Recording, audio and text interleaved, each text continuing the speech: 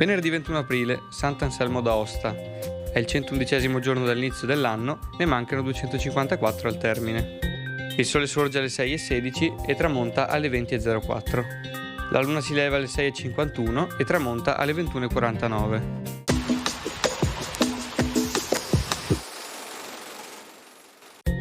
Una frana, scesa dal monte Antelao, distrugge i paesi di Taulen, Marciana e parzialmente Borca di Cadore, distruggendo oltre 70 case, sotto le cui macerie trovarono la morte più di 300 persone e 400 animali.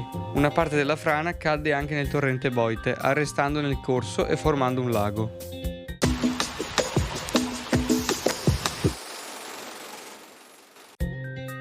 Le previsioni per domani: tempo moderatamente variabile con alcuni spazi di sereno alternati ad addensamenti nuvolosi. Temperature minime in contenuta diminuzione, specie sulle zone centro-settentrionali, massime in aumento salvo locali stazionarietà sulla costa.